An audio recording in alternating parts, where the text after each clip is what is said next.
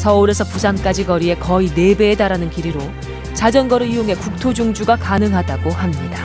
자전거 도로 물론 숙박시설이라든지 이런 편의시설 설치하고 많은 분들이 자전거를 이용해서 하천을 구경하면서 또 쉴 수 있는 그런 아마 기회가 될 것이고, 심지어 상수원 취수장 위에까지 자전거 도로를 만들었습니다. 보통은 일반인들의 출입이 엄격히 금지되는 곳입니다. 또한 부실한 공사로 전국 곳곳의 자전거 도로는 보수 공사를 해야 했습니다. 이용하는 사람은 적은데 보수 비용은 계속 필요합니다. 남한강의 이포보. 수도권에서 가장 가까운 이포보는 정부가 특히 신경을 써서 지은 곳으로 명품보라고 홍보한 곳이기도 합니다. 시민들을 위한 문화시설을 많이 만들었다는데 특히 강 한가운데 만든 물놀이 시설이 눈에 띕니다. 그런데 막상 거기까지 가는 것이 쉽지 않습니다. 수영장으로 가는 길의 물살이 보통 거센 것이 아닙니다. 이게 수영장인데 단 한 명도 못 들어갔습니다. 지금 여기 물이 흘러가는 여기는요, 지금 밟으면 너무 미끄러워서 들어가자마자 사람이 다칠 우려가 있고요. 저 속에 들어갔을 경우에 사람을 보호할 수도 없어요. 수영장은 있지만 수영은 금지돼 있습니다. 4대강 사업을 하면 방문객이 늘어나 지역 경제와 관광이 활성화될 거라고 정부는 말했습니다. 그러나 현실은 좀 다른 것 같습니다. 자전거 도로는 이제 손님들이 좀 많고 해서 좀 돈 좀 벌겠다고 하는 직장 생활 한 30년에서 겨우 이거 하나 해놨는데 아직 뭐 3천만 원 정도 좀 미치고 있어요. 대입할 때 다시 입찰하실 의향이 있어요? 아니요, 절대.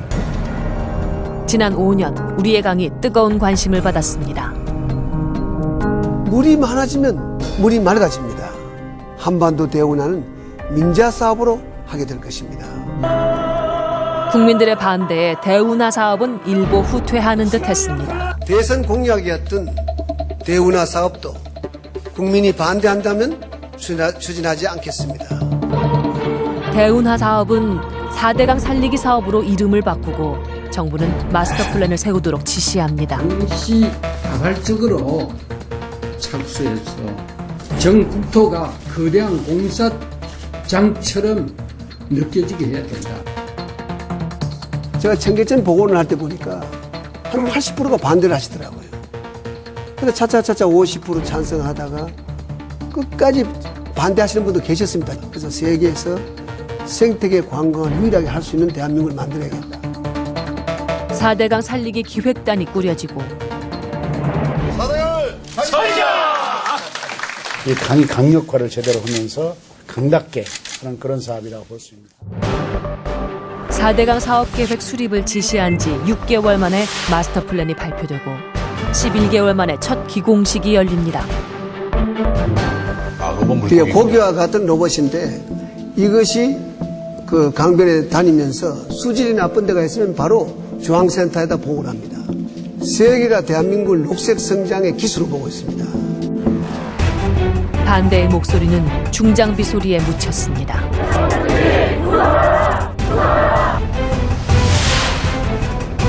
공사 현장을 실시간 중계하는 CCTV 모니터가 국토부 상황실에 설치되기도 했습니다. 이것도 시간을 다투는 거다. 물일이기 때문에 시간을 다툰다. 정말 특수한 역사적인 소명 의식을 가지고 해달라는 걸 부탁을 드립니다. 내가 그렇게 해서 했던 일은 공사 끝나도 하나의 하자가 없습니다. 4대강 공사 현장에선 덤프트럭 충돌, 모래 집안 침하로 인한 익사 등 총 22건의 사망사고가 발생했습니다. 그런데 저희가 쭉 분석을 해보면은 서두르기 때문에 일어나는 사고는 아닙니다. 저희 사고를 쭉 보면은 사고다운 사고는 몇 건이 안 되고 거의 본인의 실수라든가 이런 교통사고라든가 익사사고 이런 것이 나와서 저희도 참 안타깝게 생각하고 대대적인 강바닥 중설로 인한 사고도 이어집니다. 다리와 제방이 무너지고 송수관로가 유실돼 단수 사태도 일어났습니다. 새로 만든 보의 안전 문제도